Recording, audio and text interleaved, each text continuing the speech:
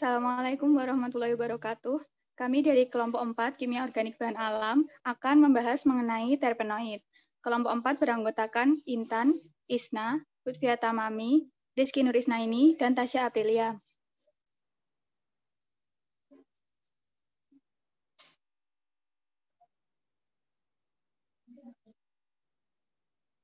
Di sini kami akan membahas mengenai definisi, golongan, manfaat, metabolisme, dan aplikasi dalam bidang riset dan kehidupan pada terpenoid.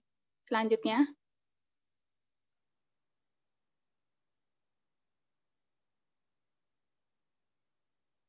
yang pertama ada definisi terpenoid.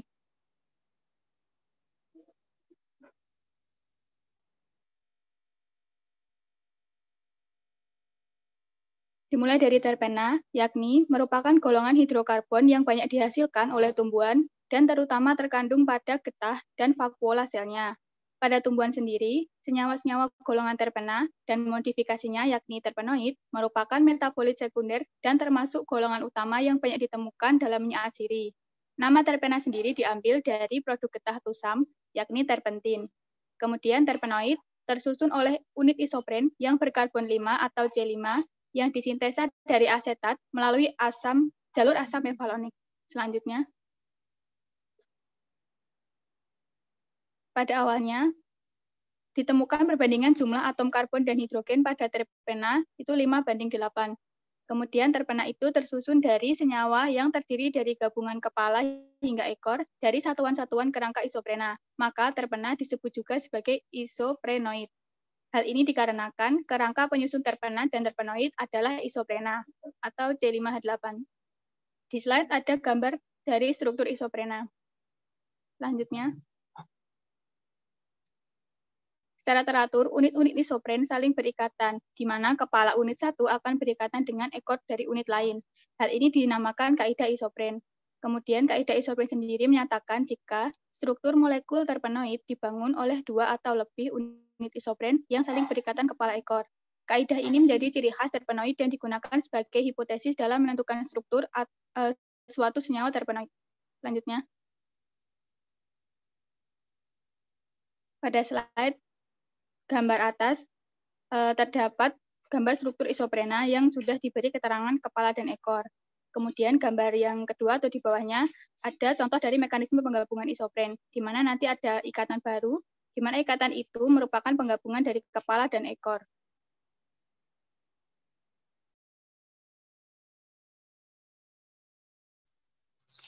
Baik, selanjutnya yaitu kita akan membahas mengenai penggolongan dari terpenoid. Nah, yang pertama itu ada monoterpen. Nah, monoterpenoid ini merupakan senyawa esens dan memiliki bau yang spesifik yang dibangun oleh 2 unit isopren atau dengan jumlah atom karbon 10. Senyawa monoterpenoid ini banyak dimanfaatkan sebagai antiseptik, ekspektoran, spasmolitik, anestetik, dan sedatif. Monoterpen memiliki sifat-sifat berupa cairan tidak berwarna, tidak larut dalam air, disuling dengan uap air, berinteraksi dengan lemak atau minyak berbau harum. Next. Nah, monoterpenoid ini dibagi menjadi beberapa golongan lagi, yaitu yang pertama itu ada monoterpenoid asiklik. Nah, merupakan monoterpenoid yang tidak berstruktur siklik. Bentuk hidrokarbon contohnya ada mirsen dan osimen. Bentuk alkohol contohnya ada citronelon, geraniol, linalol, dan nerol. Nah, bentuk aldehid contohnya ada citral. Untuk bentuk keton sendiri contohnya adalah tageton. Untuk yang selanjutnya ada monoterpenoid monosiklik. Monoterpenoid monosiklik ini merupakan monoterpenoid yang berstruktur satu siklik. Bentuk hidrokarbonnya itu contohnya ada limonen, beta-velandren, dan pesimen. Bentuk alkoholnya contoh ada alfa-terpineol, timol, dan mentol. Bentuk ketonnya contohnya ada menton dan karbon. Untuk yang selanjutnya ada monoterpenoid bisiklik, merupakan monoterpenoid yang berstruktur 2 siklik. Bentuk hidrokarbonnya contohnya ada alfa-pinen, beta-pinen, 3 alfa-karen, kamfen, dan sapinen. Untuk bentuk alkoholnya itu contohnya ada kamfor dan purneol. Untuk bentuk ketonnya tuh contohnya ada venkon dan dijon. Untuk selanjutnya ada monoterpenoid trisiklik, merupakan monoterpenoid yang berstruktur 3 siklik. Contohnya ada trisiklen. Selanjutnya ada monoterpenoid tetrasiklik, merupakan monoterpenoid yang berstruktur 4 siklik. Contohnya itu ada teresantalol. Untuk golongan selanjutnya itu ada sesquiterpenoid, merupakan senyawa terpenoid yang dibangun oleh 3 unit isopren yang terdiri dari kerangka asiklik dan bisiklik dengan kerangka dasar naftalen. Senyawa sesquiterpenoid ini mempunyai bioaktivitas yang cukup besar. Di antaranya ada antivedan, hormon, antimikroba, antibiotik, toksin, serta regulator pertumbuhan tanaman dan pemanis. Nah, menurut Lubis pada tahun 2011 ini, sesquiterpenoid dibagi menjadi beberapa macam. Yang pertama ada sesquiterpenoid asiklik, merupakan sesquiterpenoid yang tidak berstruktur siklik. Bentuk alkoholnya itu contohnya ada farnesol dan nerolidol. Untuk bentuk hidrokarbonnya itu ada farnesan. Untuk yang selanjutnya itu ada sesquiterpenoid monosiklik, merupakan sesquiterpenoid yang berstruktur satu siklik. Untuk bentuk asamnya itu contohnya ada asam absisat. Untuk bentuk hidrokarbon contohnya ada gamma bisobolen, elemen, dan zingiberin.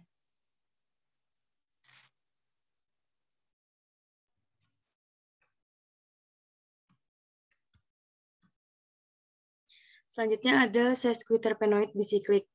Sesquiterpenoid ini merupakan sesquiterpenoid yang berstruktur 2 siklik. Bentuk alkoholnya contohnya adalah karotol, bentuk hidrokarbonnya contohnya adalah eudesman, iresan, alfa-kadinen, alfa-murolen, karyovelen, dan beta-selinen. Kemudian ada lakton sesquiterpenoid yang merupakan sesquiterpenoid yang memiliki gugus lakton, contohnya adalah santonin dan santinin. Golongan selanjutnya adalah diterpenoid. Diterpenoid merupakan senyawa yang mempunyai 20 atom karbon dan dibangun oleh 4 unit isopren.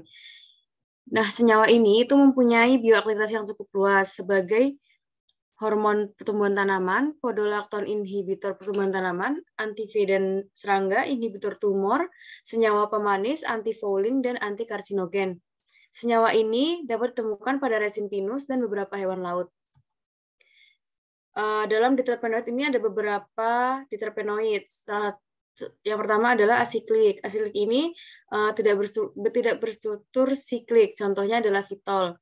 Kemudian ada diterpenoid bisiklik yang mempunyai struktur 2 siklik, contohnya adalah beta-enamanol dan cis-abienol. Selanjutnya, diterpenoid trisiklik yang merupakan diterpenoid yang mempunyai struktur 3 siklik, contohnya adalah asam abietat, asam agalat, pimarol, dan pimaral.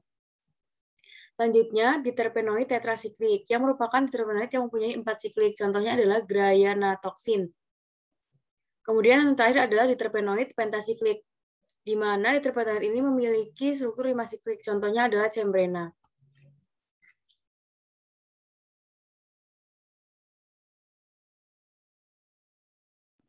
Selanjutnya ada triterpenoid yang terdiri dari kerangka dengan 3 siklik, 6 yang bergabung dengan siklik 5, atau berupa 4 siklik, 6 yang mempunyai gugus fungsi pada siklik tertentu. Triterpenoid telah digunakan sebagai tumbuhan obat untuk penyakit diabetes, gangguan menstruasi, patukan ular, gangguan kulit, kerusakan hati, dan juga malaria. Senyawa ini tidak berwarna, berbentuk kristal, sering bertitik leleh tinggi, dan aktif optik. Pada umumnya, sukar dicirikan karena tak ada kereaktifan kimianya. Triterpen ini dibagi menjadi 4 golongan senyawa, yaitu triterpen sebenarnya, steroid, seikonon, dan juga glikosida jantung.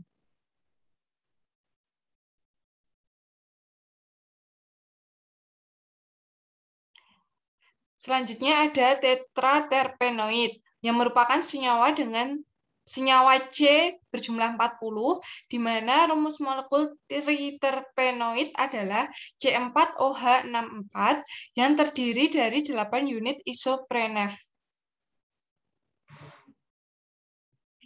Selanjutnya ada politerpenoid, merupakan senyawa penghasil karet, golongan politerpenoid yang mempunyai lebih dari 8 unit isopren, yaitu C5H8, Politerpenoid ini berupa alkohol-alkohol primer asiklik yang disebut poliprenol dan terdapat dalam tumbuhan tingkat tinggi, terutama dalam daun. Contohnya yaitu karet, solasenol, dan juga dolikol.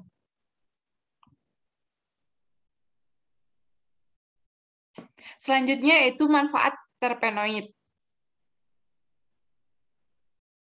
Manfaat yang pertama yaitu adalah sebagai pengatur pertumbuhan atau sesquiternoid abisin dan juga diterpenoid gliberelin. Selanjutnya sebagai antiseptik, ekspektoran, spasmolitik, anestetik, dan sedatif, juga sebagai bahan pemberi aroma makan dan juga parfum, contohnya monoterpenoid. Sebagai tumbuhan obat untuk penyakit diabetes, gangguan menstruasi, patukan ular, gangguan kulit, kerusakan hati, dan malaria, yaitu pada triterpenoid.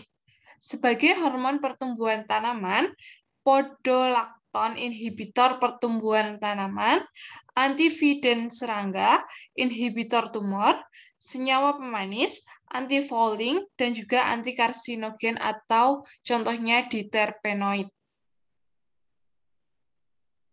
Karotenoid memberikan sumbangan terhadap warna tumbuhan dan juga diketahui sebagai pigmen dalam fotosintesis. Untuk monoterpen dan sesquiterpen juga memberikan bau tertentu pada tumbuhan, dan pada terpenoid, dia memegang peranan dalam interaksi tumbuhan dan juga hewan, misalnya sebagai alat komunikasi dan juga pertahanan pada serangga.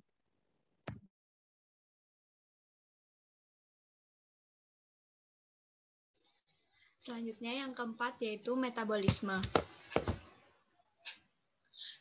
Jadi senyawa terpenoid itu pada umumnya mengandung karbon dan hidrogen serta disintesis melalui jalur metabolisme asam mevalonat atau MVA. Nah, contohnya itu ada monoterpena, sesquiterpena, diterpena, triterpena, dan polimer terpena. Terpen sendiri itu disintesis dari asetil-CoA atau intermediate glycolysis dan dibentuk oleh penggabungan unit-unit isopren berkarbon 5. Nah, kelompok terpen ini disintesis melalui jalur asam mevalonat atau MVA dan methylerythritol fosfat. Kemudian semua terpen itu berasal dari gabungan elemen berkarbon 5 yang memiliki tulang punggung karbon bercabang dari isopentana. Elemen struktur dasar dari terpen seperti yang sudah dijelaskan sebelumnya itu disebut juga unit-unit isopren karena terpen dapat terdekomposisi pada suhu tinggi untuk menghasilkan isopren sehingga kadang-kadang disebut juga sebagai isoprenoid. Selanjutnya secara umum itu biosintesa terpenoid terjadi dengan 3 reaksi dasar, yaitu pembentukan isopren aktif yang berasal dari asam asetat melalui asam mevalonat, kemudian penggabungan kepala dan ekor 2 unit isopren yang akan membentuk mono, sesqui, disester, dan politerpen, kemudian penggabungan ekor dan ekor dari unit C15 atau C20 sehingga menghasilkan triterpenoid dan steroid. Untuk mekanismenya yang pertama yaitu adanya pengaktifan asam asetat oleh koenzim A, kemudian melakukan kondensasi yang berjenis Claisen dan menghasilkan asam asetoasetat. Nah, senyawa yang dihasilkan dari kondensasi ini itu bersama asetil koenzim A melakukan kondensasi lagi jenis aldol, menghasilkan rantai karbon bercabang sebagaimana ditemukan pada asam mevalinat. Nah, reaksi-reaksi berikutnya yaitu ada fosforilasi, eliminasi asam fosfat, dan dekarboksilasi menghasilkan IPP yang selanjutnya berisomerasi menjadi dimetil alil pirofosfat dibantu oleh enzim isomerase. Nah, IPP sendiri sebagai unit isopren itu akan aktif bergabung secara kepala ke ekor dengan DMAPP dan penggabungan ini merupakan langkah pertama dari polimerisasi isopren untuk menghasilkan terpen. Penggabungan ini dapat terjadi karena adanya serangan elektron dari ikatan rangkap IPP terhadap atom karbon dari DMAPP yang kekurangan elektron. Kemudian diikuti oleh penyingkiran ion pirofosfat yang menghasilkan geranyl pirofosfat atau GPP. Nah, Penggabungan selanjutnya yaitu antara satu unit IPP dan GPP dengan mekanisme yang sama akan menghasilkan farnesil pirofosfat yang merupakan senyawa antara bagi semua senyawa sesquiterpenoid. Senyawa diterpenoid diturunkan dari granul-granul pirofosfat yang berasal dari kondensasi antara satu unit IPP dan GPP dengan mekanisme yang sama.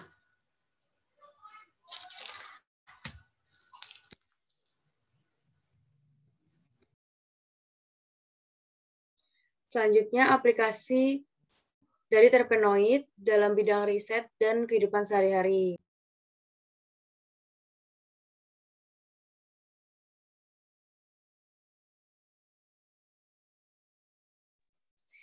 Yang pertama, ada pada jurnal yang berjudul Senyawa Turunan Terpenoid dari ekstrak aseton daun perpat, Soneratia alba, dan aktivitasnya terhadap Escherichia coli. Jadi, bahan mentah dari perpat ini masih digunakan secara tradisional oleh masyarakat pesisir Indonesia sebagai obat luka, diare, dan demam. Nah, penelitian ini dilakukan itu mengenai aktivitas antimikroba dari daun perpat itu sendiri. Kemudian ada salah satu golongan senyawa metabolit sekunder yang mempunyai aktivitas antibakteri berupa terpenoid. Senyawa tersebut kemudian dapat bereaksi dengan protein transmembran pada membran luar dinding sel bakteri sehingga berakibat pada rusaknya porin. Metode penelitian dari penelitian ini itu yang pertama ada proses isolasi yang dilakukan dengan 3 tahap, yaitu kromatografi vakum cair, kromatografi kolom gravitasi pertama, dan kromatografi kolom gravitasi kedua. Karakterisasi yang dilakukan itu menggunakan spektrofotometer UV vis dan FTIR, dan setelah dilakukan isolasi karakterisasi, kemudian dilakukan uji aktivitas bakteri. Dengan hasilnya yaitu terdapat isolat yang menunjukkan spektrum maksimum pada panjang gelombang 203 nanometer dan 212 nanometer yang merupakan ciri khas dari sistem ikatan rangkap CC terisolasi senyawa triterpenoid. Sedangkan untuk karakteristik dari spektrum FTIR itu menggunakan isolat telah terisolasi karena telah terdeteksi memiliki gugus OH, ikatan CO, ikatan rangkap, ikatan CH, serta gugus gem dimetil yang menegaskan bahwa isolat tersebut merupakan senyawa golongan terpenoid yang diduga sebagai lupeol. Ekstrak daun perpat ini juga telah menunjukkan aktivitas antibakteri terhadap Escherichia coli dengan aktivitas tertinggi terjadi pada konsentrasi 1000 ppm, diikuti 500 ppm, dan 50 ppm, di mana ketiganya masih tergolong lemah, sedangkan isolat tidak menunjukkan adanya aktivitas antibakteri dari Escherichia coli.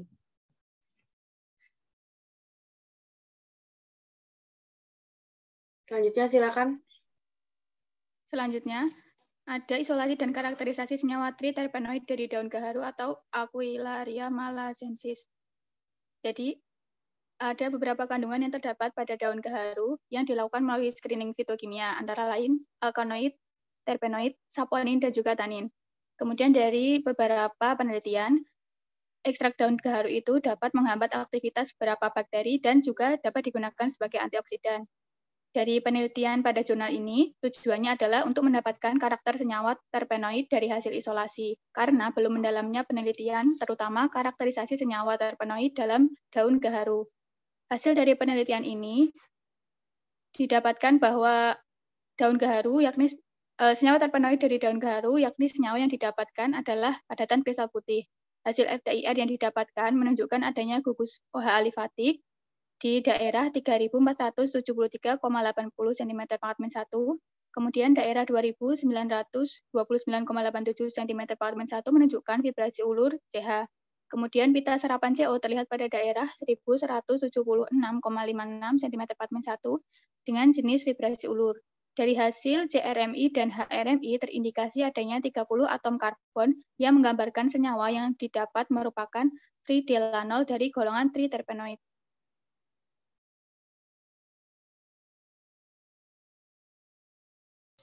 Baik, untuk yang selanjutnya itu ada isolasi dan karakterisasi terpenoid dari ekstrak etil asetat kulit batang meranti kunyit.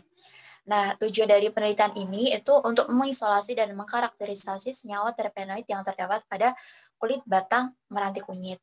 Nah, pada penelitian ini, ekstraksi dilakukan dengan menggunakan metode maserasi dengan pelarut etil asetat.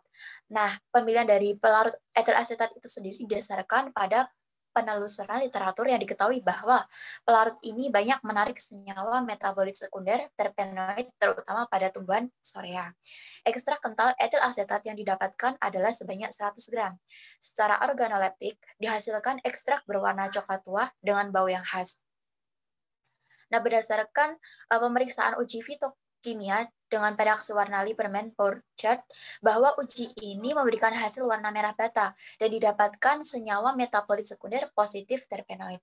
Nah, berdasarkan analisis data, dapat diusulkan bahwa senyawa hasil isolasi ekstrak etil asetat pada kulit batang meranti kunyit ini merupakan senyawa dari golongan terpenoid yang memiliki substituen keton.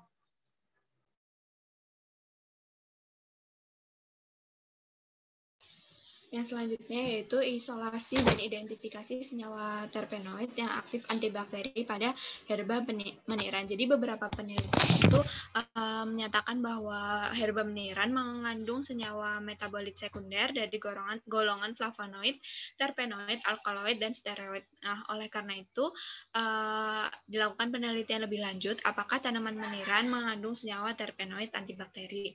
Nah, proses percobaannya dilakukan dengan dua metode, yaitu metode ekstraksi secara sokletasi dan maserasi. Pada proses ekstraksi itu memanfaatkan N-heksana sebagai pelarut, sedangkan uji aktivitas bakterinya selanjutnya dilakukan uji aktivitas antibakteri dari hasil ekstrak N-heksana terhadap bakteri Escherichia coli dan Staphylococcus aureus. Kemudian hasil percobaan menunjukkan bahwa ekstrak N-heksana dari kedua metode menunjukkan adanya kandungan senyawa terpenoid. Nah, hal tersebut itu ditunjukkan dari terbentuknya warna ungu setelah ekstrak N-heksana direaksikan dengan reaksi Lieberman-Burkhardt. Kemudian dilakukan uji antibakteri terhadap kedua fraksi, sehingga dihasilkan fraksi A yang paling baik dalam memberi daya hambat. Nah, namun daya hambat fraksi N-heksana hasil maserasi itu lebih kecil dibandingkan hasil sokletasi. Selanjutnya ada isolasi senyawa terpenoid dari fraksi N-heksana daun bilaran tapah asal Kalimantan Selatan. Hasil screening fitokimia sebelumnya terhadap ekstrak etanol daun anevosa itu menunjukkan ekstrak tersebut mengandung alkaloid, flavonoid, fenol, tanin, saponin, terpenoid, dan antrakuinon. Penelitian ini dimaksudkan untuk mengisolasi salah satu senyawa dari fraksi N-heksana menggunakan metode kromatografi cair vakum dan dilanjutkan dengan metode kromatografi kolom gravitasi. Data yang diperoleh dapat memberikan gambaran beberapa senyawa dalam fraksi N-heksana daun anevosa dan profil spektrum isolat menggunakan spektroskopi FTIR.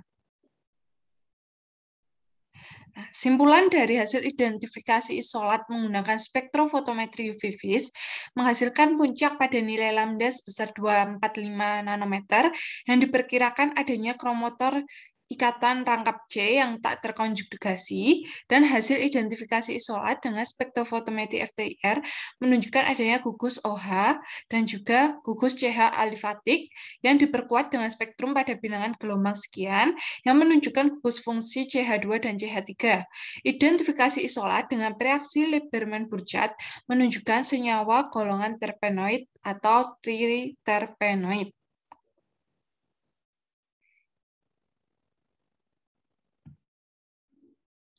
Selanjutnya untuk aplikasi dari terpenoid dalam kehidupan sehari-hari. Yang pertama ada pada jurnal Antidiabetic Effect of Morinda citrifolia L as a Treatment of Diabetes mellitus.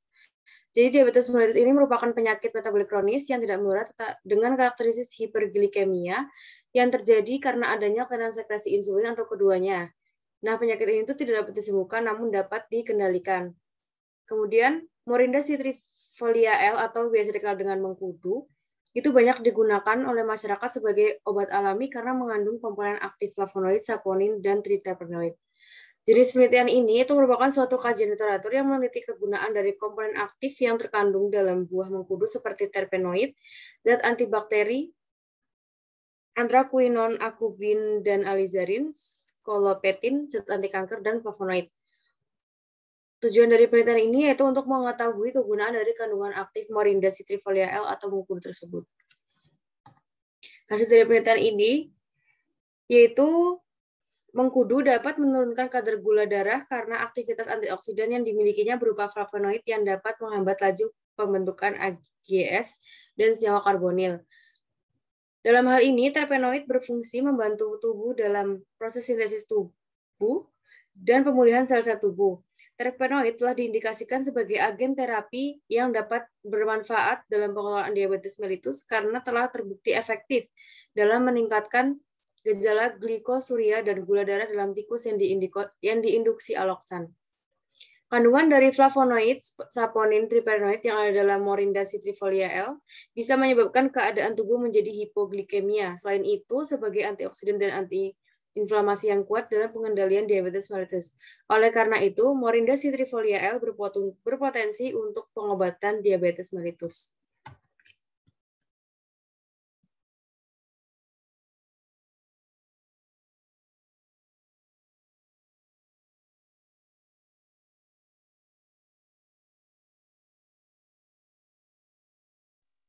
Selanjutnya, aplikasi dalam kehidupan sehari-hari terpenoid sebagai agen antibakteri dalam jurnal kandungan terpenoid dalam daun ara sebagai agen antibakteri terhadap bakteri methicillin resistant Staphylococcus aureus. Jadi ekstrak daun ara itu mengandung senyawa felonik, terutama flavonoid, terpenoid seperti komponen dalam minyak atsiri, juga triterpenoid, steroid, dan kumarin. Penelitian ini bertujuan untuk mengetahui aktivitas antibakteri kandungan terpenoid dalam ekstrak maupun fraksi dari daun ara terhadap pertumbuhan bakteri MRSA secara KLT bioautografi kontak. Kandungan terpenoid dalam daun ara merupakan komponen yang berpotensi sebagai antibakteri, sehingga akan dihasilkan agen antibakteri yang mampu menghambat pertumbuhan bakteri yang resisten terhadap antibiotik yang ada. Mekanisme kerja senyawa terpenoid sebagai zat antibakteri dengan melibatkan kerusakan membran oleh senyawa lipofilik. Terpenoid akan bereaksi dengan porin dan membran luar dinding sel bakteri, membentuk ikatan polimer yang kuat dan akan merusak porin. Juga mengurangi permeabilitas dari dinding sel bakteri, sehingga sel bakteri tersebut akan kekurangan nutrisi dan pertumbuhannya akan terhambat, sehingga dia akan mati. Hasil penelitian menunjukkan bahwa kandungan terpenoid dalam daun ara itu berpotensi sebagai antibakteri terhadap pertumbuhan bakteri MRSA, di mana kandungan terpenoid tersebut mengarah pada bentuk triterpenoid.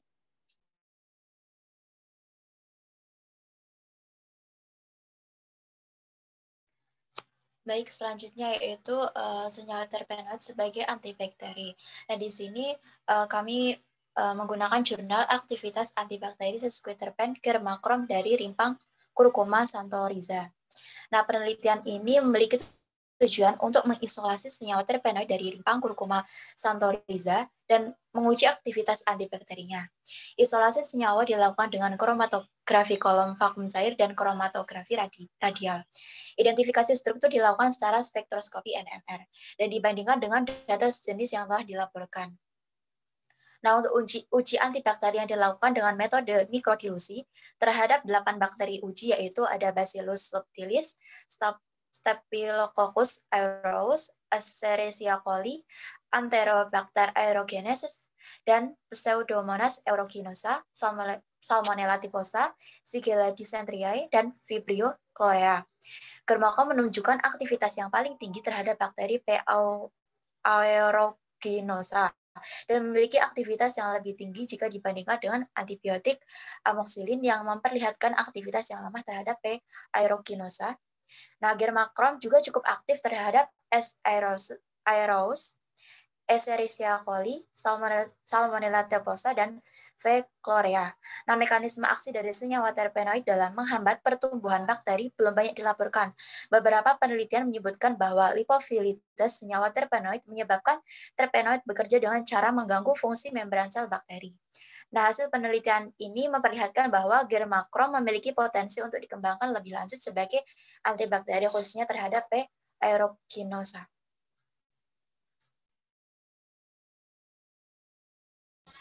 Aplikasi yang selanjutnya yaitu pemanfaatan metabolit sekunder tumbuhan sebagai pestisida nabati untuk pengendalian patogen pada tanaman karet. Jadi tanaman di Indonesia itu sangat banyak dan beberapa di antaranya itu dapat diolah sebagai pestisida nabati untuk mengusir hama atau penyakit khususnya pada tanaman karet. Nah, tetapi hanya tanaman-tanaman tertentu saja yang memiliki kandungan metabolit sekunder yang dapat diolah sebagai pestisida nabati. Nah, tanaman-tanaman itu memiliki kemampuan untuk mensintesis senyawa organik dari senyawa anorganik melalui proses fotosintesis. Sedangkan hewan dan mikroorganisme itu tidak memiliki kemampuan tersebut. Nah, mereka memperoleh senyawa organik dari asupan makanan. Proses pengolahan senyawa organik dalam tubuh organisme dinamakan metabolisme. Sedangkan tahapan dan jalur yang terlibat disebut dengan jalur metabolisme. Selanjutnya, metabolit sekunder itu dihasilkan pada tingkat pertumbuhan atau kondisi tertentu saja. Kelompok senyawa ini itu diproduksi dalam jumlah terbatas, tidak terus-menerus, dan hanya untuk tujuan tertentu saja. Nah, pada tanaman, senyawa metabolit sekunder itu memiliki beberapa fungsi, diantaranya sebagai atraktan atau menarik organisme lain, pertahanan terhadap patogen, perlindungan dan adaptasi terhadap stres lingkungan, pelindung terhadap sinar ultraviolet, serta sebagai pengatur tumbuh dan untuk bersaing dengan tanaman lain. Nah, tanaman karet ini itu berpotensi untuk terserang hama atau penyakit yang beragam. Nah, beberapa penyakitnya bisa dilihat pada slide. Kemudian untuk menangani penyakit tersebut terdapat penelitian yang sudah dilakukan oleh beberapa peneliti bahwa daun kemangi itu terbukti dapat menghambat pertumbuhan patogen Corynespora cassicola yang merupakan penyebab penyakit dari gugur daun. Nah, hal ini dapat mendasari pembuatan pestisida nabati dari terpenoid.